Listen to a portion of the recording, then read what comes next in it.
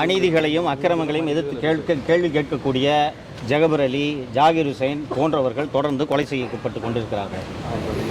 ஆனால் ஒரு முன்னாள் ஐஏஎஸ் அதிகாரி, நேர்மையான அதிகாரி என்று பெயரெடுத்த திரு சகாயம் அவர்கள் வெளிப்படையாக என் உயிருக்கு அச்சுறுத்தல் இருக்கிறது, எனக்கு பாதுகாப்பு வேண்டும், இல்லை என்றால் என்னால் சாட்சியம் அளிக்க முடியாது என்று சொல்லும்போது அவருக்கு பாதுகாப்பு கொடுத்தல் என்ன, ஒரு 2 கான்ஸ்டபிள் அனுப்ப போகிறீங்க, என்னங்க டிஃபிகல்ட்டி உங்களுக்கு? டிஜிபி அவர்கள் ஏன் பாதுகாப்பு கொடுக்க முடியாது, ஏன் பாதுகாப்பு கொடுக்கப்படவில்லை என்பதற்கு ஒரு நீண்ட அறிக்கை விளக்கமாக கொடுத்திருக்கிறார்.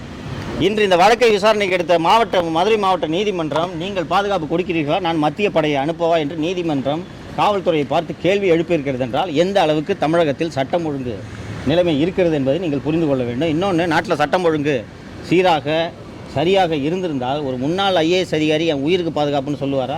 இதுக்கு முன்னாடி ஒரு சமூக ஆர்வலர்கள், ஒரு அடிதை எடுத்து கேள்வி கேட்க சிவிலியன்ஸ் தான் இப்படி கேட்டுக்கிட்டு இருந்தாங்க. ஒரு ஓய்வு பெற்ற ஐஏஎஸ் அதிகாரி என் உயிருக்கு பாதுகாப்பு, நான் கோர்ட்டுக்கு போக மாட்டேன்னு சொல்கிறாருன்னா தமிழ்நாட்டில் சட்டம் ஒழுங்கு எந்த நிலையில் இருக்கிறது என்பதற்கு இதுவே ஒரு உதாரணம்.